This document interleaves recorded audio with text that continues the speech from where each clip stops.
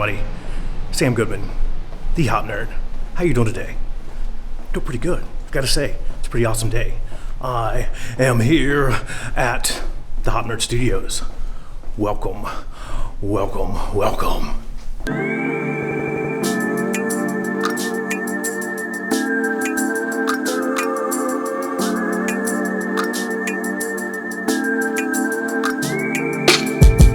Hello, howdy, hi, and welcome to the Hop Nerd Studios, Pale Horse Media Co. Studios. How are you doing? I hope things are going absolutely amazing for you wherever you find yourself in this big, crazy, wonky, and wild world. Welcome to the home of the safety outlaws, the safety misfits, the safety others, the troublemakers, the anarchists, all the above, and so much more. So this is something that's new for me. I wanted to start doing a little bit of vlogging, if we want to call it that. I want to bring you a couple of these videos, every month, just a couple of these things. We've got a sweet new camera rig, which I will show you right about now.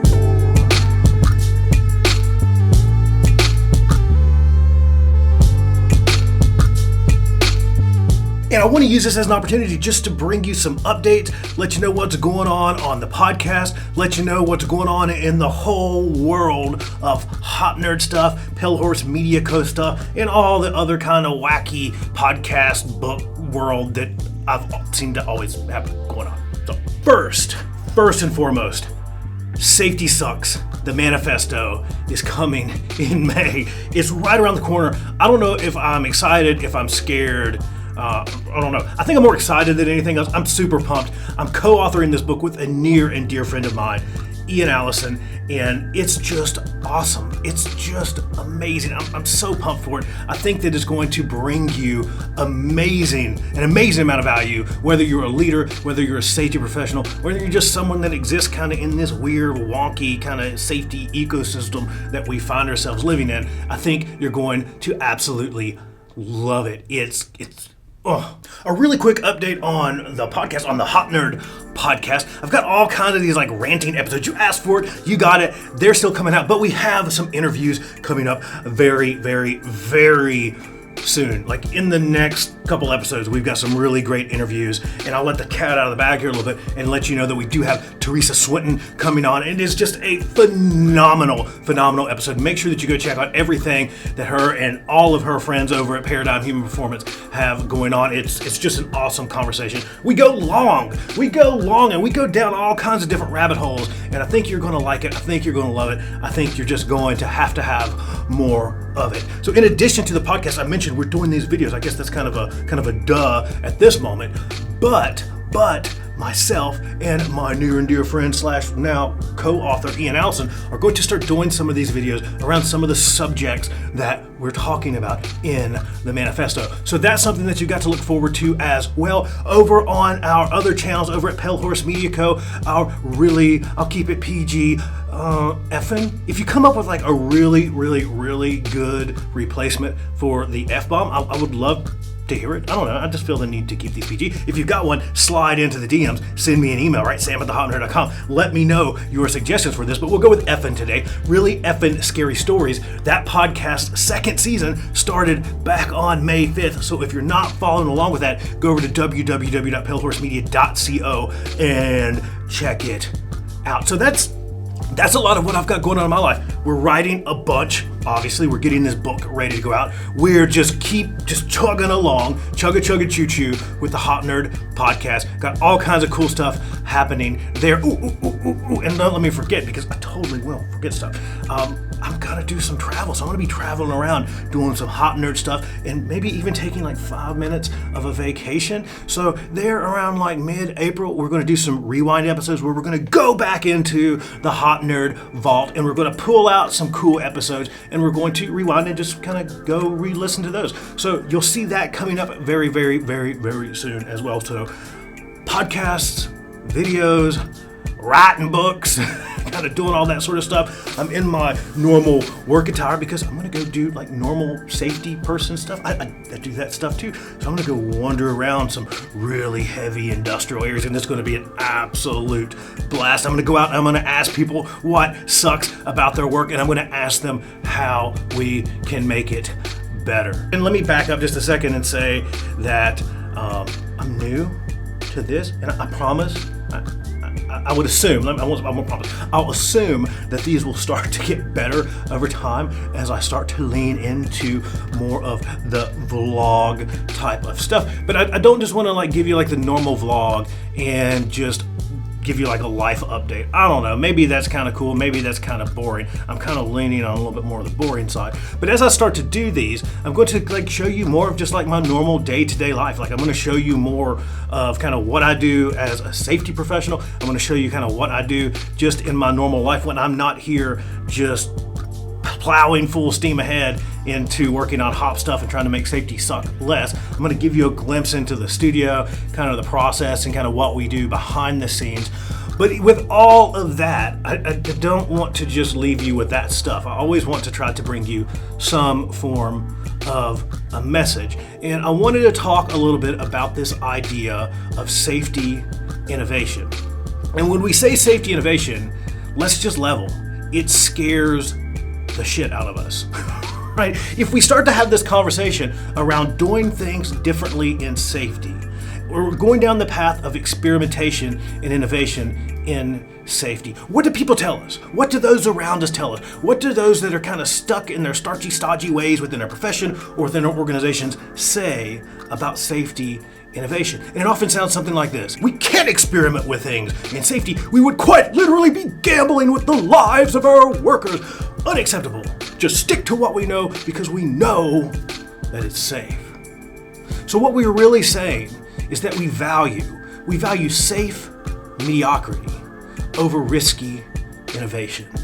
We double down into this idea that there's this safety utopian state. And if we can just get to this level of safety nirvana and just hold on to that level and just keep it there forever, if we can just ride on the middle of that fence, all while avoiding the perils of innovation and experimentation and all the risk and hard stuff that comes along with that, if we can just get to that line and maintain it, then everything will be fine.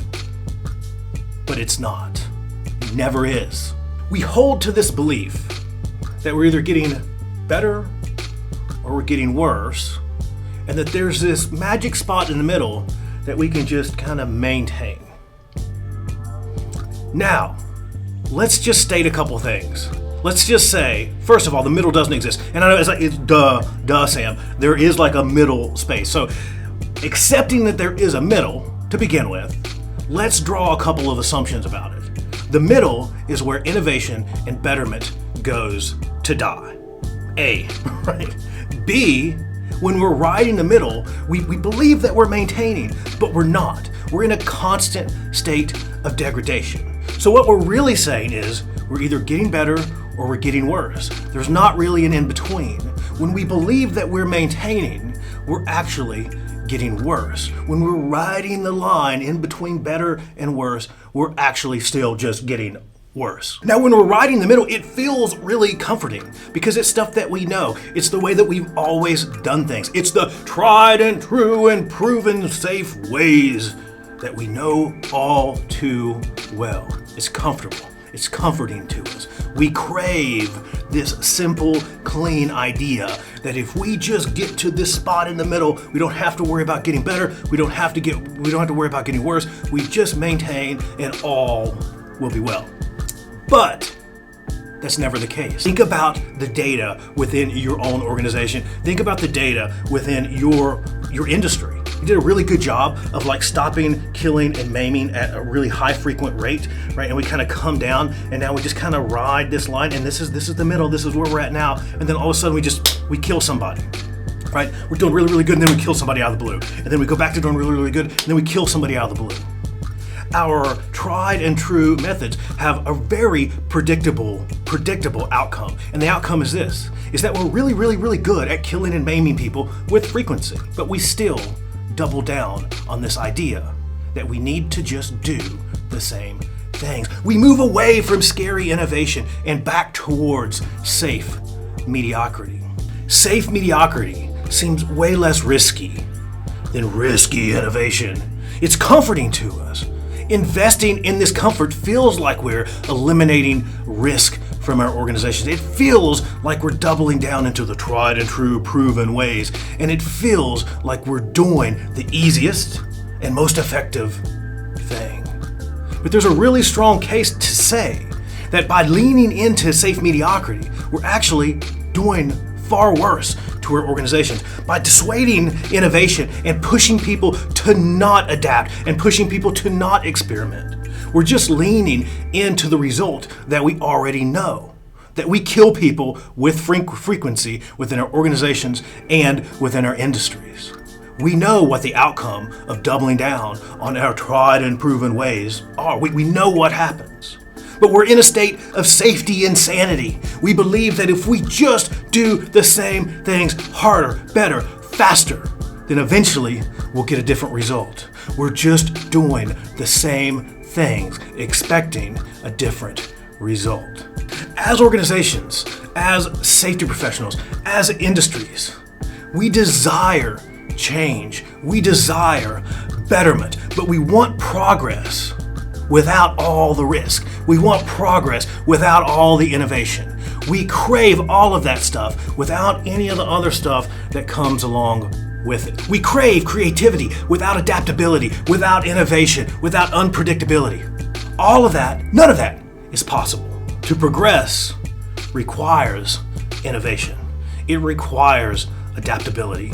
It requires creativity. It's an absolute must if we want to make things better. Innovation, experimentation, betterment, it's all accompanied by a healthy dose of risk. We have to accept this outwardly spiraling piece of innovation, this place where we start from suck, and by learning, experimenting, failing, learning, experimenting, failing, and moving slowly outward away from the things that plague us within our organizations, that we can create betterment. But we never get there if we keep playing maintenance man to the status quo. We never get there if we keep doubling down on the ways that we've always done things. We can no longer afford to ride the middle. We can no longer afford to lean in to safe mediocrity. With safe mediocrity only comes our known results, system degradation, and ultimately stagnation within our organizations. If our hope is to put an end to occupational maimings and fatality, if our goal is to make work suck less, if our goal is to make the professional practice of occupational safety and health more than what it is, more impactful, then we have to double down, not into safe mediocrity, but into risky innovation. We can no longer afford to lean into this idea that safety exists within stasis. We can no longer afford to lean into this comforting idea that just by getting to the line and maintaining that line, that all will be well. We have to accept the fact that all change is scary, all change is hard. All of the betterment that we seek requires risky innovation. It requires experimentation, and it requires a massive dose of learning. So what do you think about it? I don't know. I think it's kind of sort of cool. These things are brand new for us, so we're starting to figure them out. We'll see how it goes. I think so. I think it'll get better. I know that I enjoyed it. I think it's an absolute blast. I'm going to keep trying to bring you these a couple times a month, once at a minimum. You might see more. You know how I roll. It's either going to be 1 or like 100. We'll see how this plays out, but make sure that you're following along over on our YouTube channel. You can go find it at The Hop Nerd. Make sure that you're checking out the website, www.thehopnerd.com. Follow along on all things social media, all that kind of sort of stuff. You know, LinkedIn, Sam Goodman. You can find me there. You can find me on Instagram, all that kind of sort of stuff. I'd love to hear your thoughts on what we're doing. Just send me an email, sam@thehopnerd.com or thehopnerd@gmail.com. And remember, safety sucks. The Manifesto is coming in May. Super duper pumped. That's all I've got. I love you. I mean it. Bye.